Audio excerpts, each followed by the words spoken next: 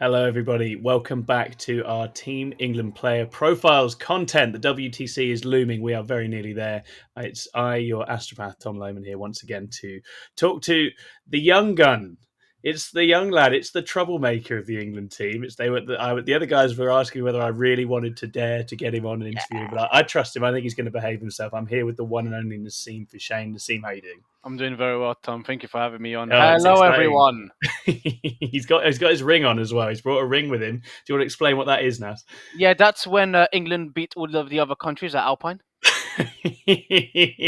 Good boy.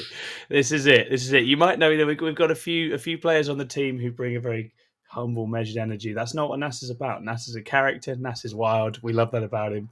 But he's always very good when I get him on the show. So I think we'll be all right tonight. So this is very straightforward. Nas, we're going to run through a bunch of questions. Some of them are fluffy. Some of them are very competitive focused. Let's get started. The first thing for the uninitiated, introduce yourself and let them know when you started competing in 40k. Oh God. So I started Warhammer 40k. Oh gosh, I always think back to it. I started Warhammer 40k. I think I still have it comes up on my memories every now and then on Snapchat or then just in camera. I started around 2018 of November. Okay. So pretty much going into 2019, Mm-hmm. when I was a humble kitchen porter at Weatherspoons. Paycheck there to buy models, and Yeah. Guard, funnily enough, was one of the first armies I started. I Yes. actually remember what I had. I had like Lehman Ross Plasma Execution. I wasn't Gold at the time. I was yellow, so easy transition. So yeah, that's when I started, and then I think I started to play a little bit more competitively, like after. I want to say during the summertime of 2019. So I started really taking part in like RTTs and GTs, like a little bit more, doing it horrendously. I think I've sent you some of the screenshots. You have. That Not made me good. feel so much better though, Nas. I have to say, it was really reassuring. Like these early ropey event runs, I think Yeah, it's really nice. It shows that yeah, anyone can go anywhere, right? yeah. Consistent 0-3 and 1-4 is that's me. Glorious, absolutely. But obviously, in recent times, you've become, I guess, one of the premier names in the sort of English competitive scene, and it's been really exciting to see. I think the first time I ever met you was watching you in the Invitational at LGT, where you demolished Manny with the Iron Hands Alpha Strike. It was beautiful. There were Oh, exploding planes. There were dying little characters. It had everything. It was an amazing game. it was great. So you've obviously been on a tear ever since, really. But one thing actually I don't know about you, Nas, is when did you sort of make the change towards becoming a teams player, and how did you find that adapting? What sorts of things did you have to do to go from Nas the singles player to Nas the kind of teams asset that you are today? So this actually brings me back. I'd say so. This year's at least been a bit more focused on teams, and even parts of last year, right? Because I was applying for Yeah. Team England. I think it Mm. was the year before that, so around close to 2 years. I remember because I'm part of the club War Masters. A lot of mates, good mates of mine, there started the team together, Yes. grew it up, and they would go to the ITTs, Yes. essentially, and played there. And like I think they were there like the first ITT. Like I didn't take part in any of those because I was like, not my cup of tea, mate. Yeah. But like the first two ITTs, and Yeah. then after a bit, I was like, start speaking with a bit more of them, and I was like, okay, you know what? I'll give it a shot. I'll give it a go. I'll go and take part in it. And I really ended up enjoying that aspect of it. To be fair, Mm. Yeah. and at the time, I think around that time, I also applied for England, and I was like, which is what also drew me in a little Yeah. bit more. So like, cool, I'm taking part in the England process. Let me take part in this ITT as well, get a little bit of experience. Like, okay, this is interesting. I'm Mm. not just playing the army that I'm used to playing, which is just Iron Hands, because that was all the poor student NAS could afford. Yeah. um, and yeah, I think that's when I started making the shift. Actually, when I started playing Tower a little bit more, that's when I started playing teams. Because I remember one Yeah. of the criteria for playing on Team England, because I think for the last 3 years I played nothing but Iron Hands. They said you can't play Marines, and I was like, okay, can I borrow this off someone? And like one of my mates was like, yeah, sure. Yeah. End up using the Tower and doing Yeah. well at LGT. Mm. I think so around that period. So close to 2 years ago, really. Yes, I actually remember that as well. I remember your Tau run because I remember I was actually sat during the rounds with you and Carl Grundy, right? And he was giving it all that about you being the little apprentice. Yeah. But you obviously then went on a magnificent run with the Tau. He's the apprentice now, mate. I'm the chasseur. He's my chasseur. I rub I rub Oh my I, word!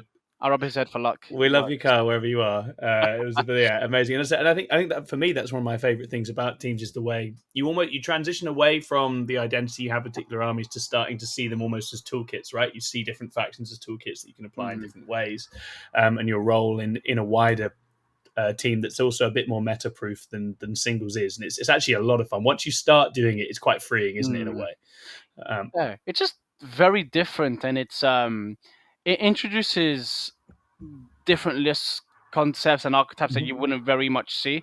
Yes, I ended up finding out, like, going from that transition from teams to singles, like after last year's WTC, I was like, oh god, like I have to build my list to kind of have a game into kind of everything. I was like, yes, God, this is like so much more of a headache. Whilst the yeah. team's like, this is your role, this is what we expect you to do. Yes, You don't need these elements in your list. We know that's a bad matchup. Just take it out all of that. You'll play these other games, make your game better. Beat yes, those and like, got it, boss. Yes, sir. Over here, completely. you're like, if you're going to a singles event, you're like, oh, I need to be careful of Blood Angels, Thousand Suns, Dark Angels. Like, this is So many things. it's a lot to deal with. Like, what am I Yeah. doing? Yeah, absolutely. Yeah, no, I think you never really see many people look back. There's not many that go into that world and then think, oh, actually, I just want to go and main singles all the time. And I think that speaks to the kind of the dynamic that it brings. Hmm. What would you say, Nas, is your proudest 40k career moment today? Proudest 40K mode. That's a tough one. Mm. I mean, I always think back to my second LGT, Uh so huh. the one I take the Tau to, Hmm. and just that run specifically, Hmm. because that actually really it really opened me up more to the community. Like people saw me a lot more, Yes. which I did quite enjoy. But also, I made a lot of close friends during that Yeah. LGT. I got close to a lot of people like Alexandre Sacco. He's now playing on Team Yes. France. He won Yeah. the LGT. Very close mate with him. We send in we literally message each other every day. So it's like I think, and I was proud of my performance of how I Hmm. had done because I had never made it that far, and I never knew I had it in me to make it that far. To be fair, Yeah. I think that was one of the eye-opening experiences for me, Yeah. making like my first event with a completely different army that I hadn't had too many crazy reps with. I had a Hmm. few, a completely different concept, and I was like, God, like I'm moving away from what's tried and tested, what I know, Yeah. Iron Hands, Contemptor nonsense. To I'm gonna play some just Gundams. Like, Yeah. what am I doing here? Like, Yeah. Yeah. I'll be honest with you, I was like very, very like God, like I'm out of my depth. Yeah. Um, Hmm. but I think that was one of my proudest moments. One for the performance that I put on, but two, well, one for the performance, two for the friends that I made, such the exposure I got to the community, and three for the confidence that it really gave me Yes. um, to really go out there and really take more risks, end up playing more armies, experimenting more, which I think made me the player that I am today. At least Complete. it's built upon like that is like one of the reasons for what's made me the player that I am today.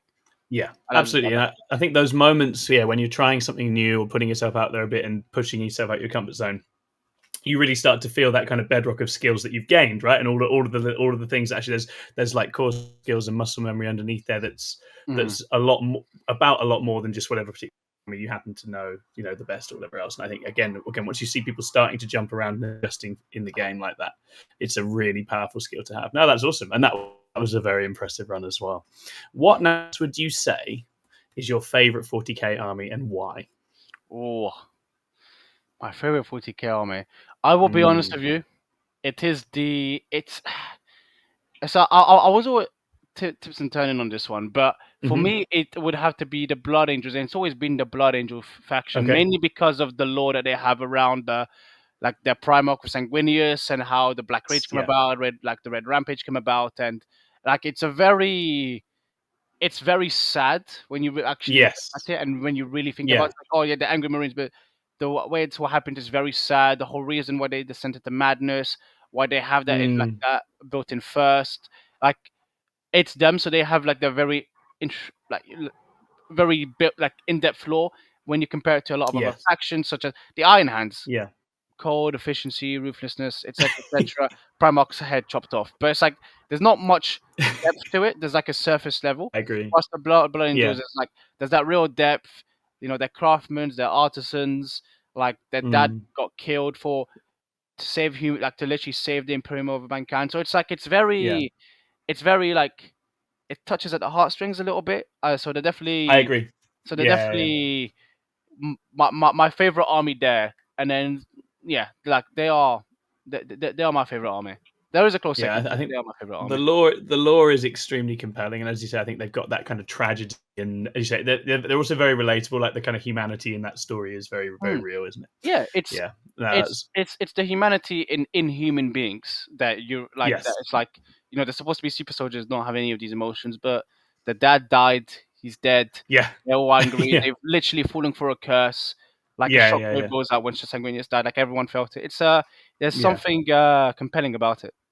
Completely. No, I really, really agree. Yeah, I absolutely love Blood Angels. We're hoping we get if we get like a big release on Blood Angels. I don't think Oh, anyone's going to be able to resist. Like, oh, it'd be so exciting. Like, I'm hoping that's not far away now. It'd be so so cool. take my money. Now, Take it. I know the answer, or I know what I think the answer to this one. I'm curious how you would describe it. What would you say, Nat, is your 40k play style? Very reserved, passive. What do you Nas mean? loves a 3-hour game, right? Draw it all the way to the end, yeah? I get tired by then. I get sleepy. For those who've not been to big major UK events, Nas will often be coming round about, before the hour is in. Not always. And not always, but sometimes Nas is very famous for a very fast, very direct, very sort of aggressive style of play. Although I guess probably again with teams you probably have mixed it up more now, right? Yeah, I've definitely said that when I was playing singles, it was very much, oh, I'm gonna lose half my army here. Yeah, all right, but I'll kill you and I'll win the game. So it's like yeah, whatever. If I win by 3 points, but I've murdered your army and you've murdered some of mine, but then I murder you back, it's fine. yeah, It's yeah, yeah, like, yeah. well, it's like you definitely have to be a little bit more adaptable. Like that approach does work in teams to an extent, but it Yeah. requires a lot more protecting and is a little bit more reliant on matchups. Whilst Yes. definitely made me a little bit more flexible playing teams. I mean, I'm still gonna do that, but yeah, yeah, and you do love your guns, don't you? As well, so most armies you pack have at least some Whoa, range whoa, punch in whoa, them. whoa, whoa! I played World Eaters for an event, and I've got 18 Bogan at WTC. You That's a did, lot. That's a lot of you melee. did, you did, you do. So I'm not saying you don't have it in you, Nas. I think you've added that straight to your bow. And so, building on the fluffier questions, Nas, who is your favorite 40k character? Who's your favorite? Oh, my favorite 40k character. Mm. Oh, it might. That's a tough one. Because the three that I have come to mind are Yarick, Yeah, Yarrick's baller. Yarick, Yarrick's so cool. Yeah, yeah, yeah. Yarick, Dante. Yep, absolutely. Dante, what a legend! There's What a a top, running theme of old top man. badasses here so far. Yes, top lad. What a lad. yeah, Who was third? I think the third. Yeah, I think it's really kind of between those two. To be fair, yeah. I think just those two are both iconic. I so think just absolutely, absolutely. Yeah. like, well, yeah, because one of my first god models that I bought, and I remember this exactly because at the time I was trying to get to 500 points to actually play some like small games with people, and I was starting out with guards because I was the fool thinking, oh, I've already got a box of guardsmen and a box of marines. I just keep playing the guard; they look a bit cooler. Mistake. So much competition. so much So pain. so I started up looking at the points, and this is when like points were like scarcity, like power level and stuff. They literally just Yeah, had introduced it properly. So I was like, all right, cool. I was like, oh, this guy's 130 points. Yeah, I'm gonna get him. I'm closer to 500. And then I found out about his lord, like the Wars of Armageddon, how he's mm, very well respected by the Yorks, and his yeah, like his approach, and like he basically like kind of saved humanity from like during the Wars of Armageddon, and yeah. he's built up that reputation. So he's just like top G. Yeah, Whatever you absolutely. want. I don't know if you had it. I had the metal Yarrick model with the big claw The arms, claw. and he's just so Oh, cool. It's unbelievable. he's iconic. It's a shame he's dead now. Yes, it's a bit of a shame. Angron. Oh god. I'm still hoping he'll somehow come back, but it doesn't seem likely. It Oh, seems like he might be out for the count this time. Angron. This is a funny question for you in particular, Nas. But what is your favourite model you've ever painted and why? Everyone ever painted. Let's see if I can find out my phone quickly. Favorite model I ever painted. Nas again for the uninitiated is not famous for his painting, but in Nah, his nah, nah, nah, nah. I'm famous for it. Not for the good, not for the right reasons, but I'm famous for it. God. Famous model. What is? Oh, actually, I Mhm. have. It's in the box somewhere. But I have a. He's not even very well painted. Before he's just converted. Uh, God, it might have to be. No, he's also just magnetized. I don't know. That would be terrible. I like your gold manticores. I'm going to say it. I think they're amazing. Oh, Is there no, one to hand? It's a real no. shame. Oh, my favorite model that I definitely painted and Uh didn't huh. win anywhere. Uh He's huh. actually standing right here. Yeah. I. That's fine. I'll pick that up later. Get it out here. I knew he was going to struggle with this question, viewers. I knew this was going to be. He's actually done very well with the others, but this was always going to be a stretch too far. God. You see this Rogodon, yeah? Yeah, yeah. Definitely painted by me. Oh, Definitely absolutely. didn't win this at some event in the US.